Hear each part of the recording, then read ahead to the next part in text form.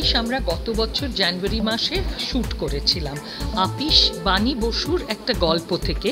আজকে বাণীদি এসেছেন, কিছুক্ষণের মধ্যেই আমাদের সঙ্গে থাকবেন। বাণীদির এই গল্পটি বছর ৩-৪ আগে আমি পড়েছিলাম। তারপর থেকে আমার মাথায় ঘুরছিল, অভিজিৎকে বলায় ওর খুব ভালো লাগে, কারণ এটা একেবারে একটা স্লাইস অফ লাইফ। এটা প্রতিটি মহিলা, আমার মনে হয় আজকের দিনে, তা সে ওয়ার্কিং উম্যান হোক, কারণ আমরা সবাই ওয়ার্কিং উম্যান।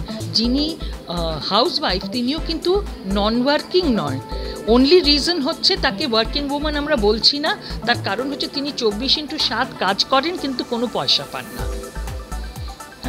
এই সব প্রশ্ন আমরা তুলছি, এবং যে ওয়ার্কিং ওম্যান তার জীবনে কাজটা কতটা গুরুত্বপূর্ণ, তার চারপাশের লোকের কাছে কাজটা কতটা গুরুত্বপূর্ণ, এটাও কিন্তু একটা প্রশ্ন। এই সব নিয়েই আমাদের এই ছবি আপিস।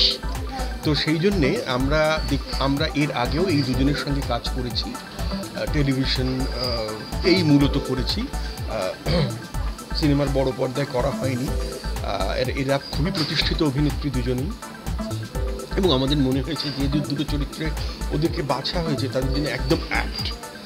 এবং এখন আজকেও তার খানিকটা দৃশ্য আমরা দেখতে পাবো যে ওরা কী ধরনের কাজ করেছে।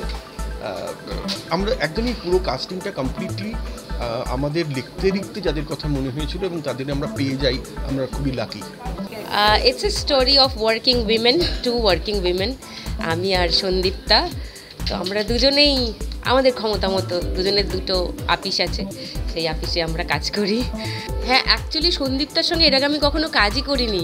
সেটা আমরা এই শুটিংটা করতে গিয়ে আবিষ্কার করেছি যে আমরা একে অন্যকে কত বছর ধরে চিনি, কত বিষয় নিয়ে আমাদের আলোচনা হয়, ইন্টারাকশনস হয়েছে, আমরা আড্ডা মেরেছি, গপ্প করেছি, পার্টি করেছি, সবই করেছি, কিন্তু কাজ করা হয়নি। মানে একসঙ্গে স্ক্রিন শেয়ার করাই প্রথম হলো, আর খুব মজা পেয়েছি, খুব মজা পেয়েছি। শুধু সন্দীপ্তা নয়, তথাগত থিয়েটারে আমার অন্যতম প্রিয় অভিনেতা, আমার সহ অভিনেতা বিনোদিনী অপেরার, এখানে তথাগত একটা ভীষণ ইম্পর্ট্যান্ট, খুবই গুরুত্বপূর্ণ একটা চরিত্র অভিনয় করেছে এবং দারুণ অভিনয় করেছে।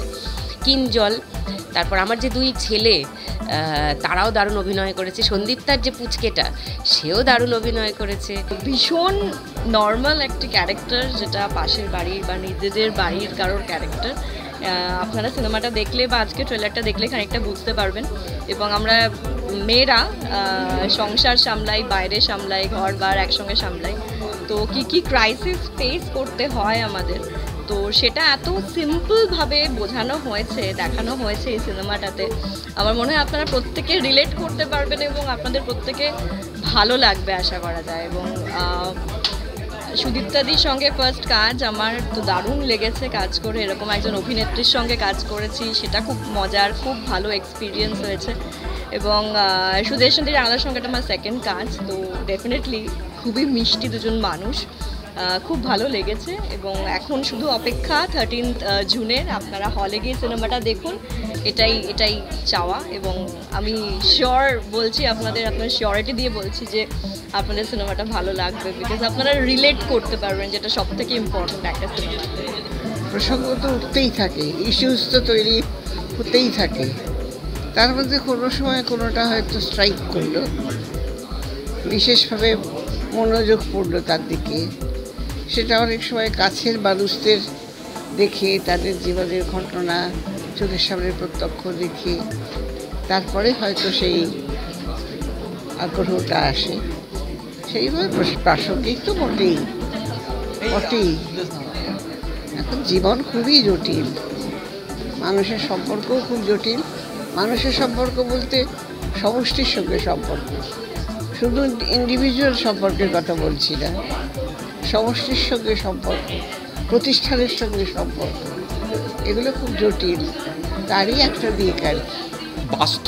বাস্তব তো অবভিয়াসলি, এবং এইটা একটা কিন্তু ক্রাইসিস। আমার মনে হয় এটা সমাজের একটা ক্রাইসিস, যে ক্রাইসিসটা নিয়ে সিনেমাটা তৈরি হয়েছে। এবং আমরা প্রত্যেক সময় একটা আলাদা ডিসক্রিমিনেশন তৈরি করি, যে পুরুষদের কাজ, মহিলাদের কাজ, সেইটা এই এই এই সিনেমাতে খুব পরিষ্কারভাবে দেওয়া আছে যে কাজ মাত্র কাজ। ধরুন মহিলারা একটা কাজ করছেন অফিসে, পুরুষরাও একটা কাজ করছেন, কিন্তু কিছু কিছু কাজ যেন ডেফিনিট করে দেওয়া থাকে এটা মহিলারাই করবে। কিন্তু সেটা তো হওয়া উচিত নয়। মানে আপনি যদি খুব স্বাভাবিকভাবে দেখতে যান তাহলে মানুষ মানে যে ইকুয়ালিটির কথা আমরা বলি, যে শ্রম বন্টনের কথা আমরা বলি, সেই শ্রম বন্টনের জায়গায় যদি দেখা যায় তাহলে আমাদের প্রত্যেককে দায়িত্ব নিয়ে প্রত্যেকটি কাজ নিজের মতো করে করতে হবে। এবং আরও যে শ্রেণী দেখা যায় যে আমি এইখানে কাজ করছি, তুমি নিচু লেভেলে কাজ করছো, এই যে একটা বৈষম্যতা, এই যে মানুষে মানুষে ভেদাভেদ, এই জায়গাটাতে এই জায়গাটাও কিন্তু এই সিনেমার মধ্যে তুলে ধরা হয়েছে যে কোনো কাজই ছোট নয়, প্রত্যেকটি কাজই কাজ, এবং সেটা যদি সম্মানের সাথে দক্ষতার সাথে করা যায় তাহলে সেই কাজটা তাকে প্রতিষ্ঠা দিতে বাধ্য হবে।